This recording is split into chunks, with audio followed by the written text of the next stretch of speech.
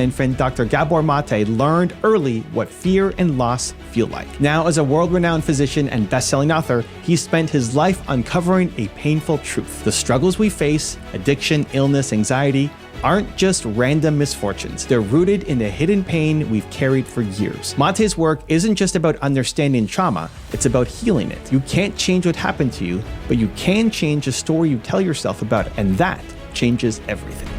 Need motivation? Watch a top 10 with Believe Nation. And if you make it all the way to the end of the video, leave a hashtag Believe in the comments below so I can celebrate with you in a future video. Believe. Okay, let's kick it off with rule number 1. Have courage to be yourself.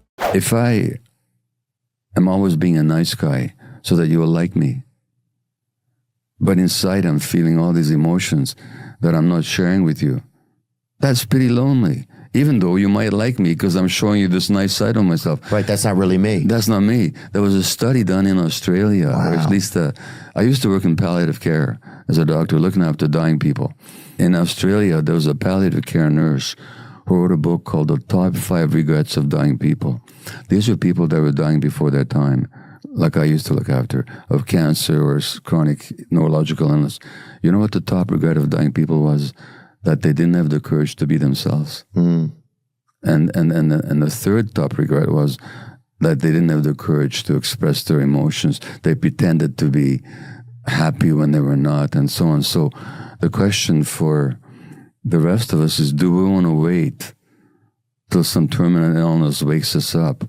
Or should we just confront the fact that in so many ways we're afraid to be authentic because we're so afraid of being rejected? And as children, we didn't have much choice. As adults, can we develop that freedom to be ourselves?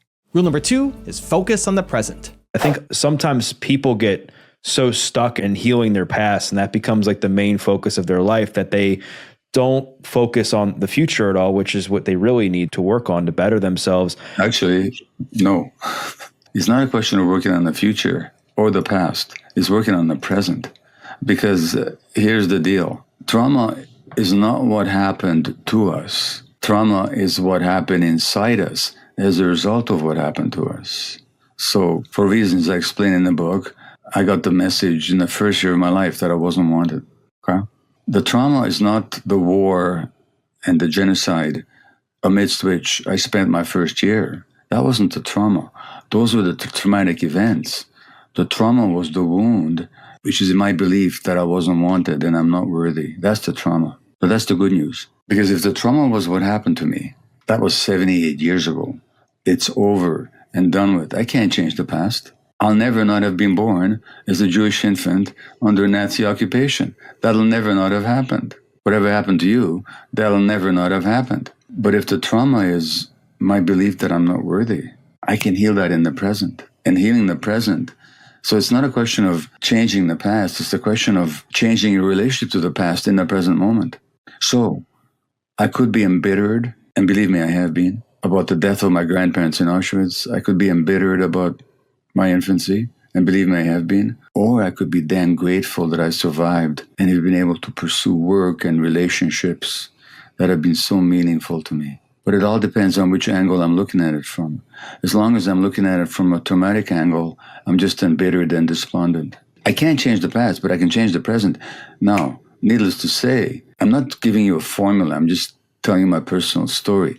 If I could look at it in this world, and on a bad day, by the way, I still don't. But if I can look at this world as a world in which there's a place for me, in which I can find meaning and love, my future is very different. So it's the present we need to work on. We need to work on what beliefs and body states do we hold in the present that limit us. If we deal with that present, the future will take care of itself.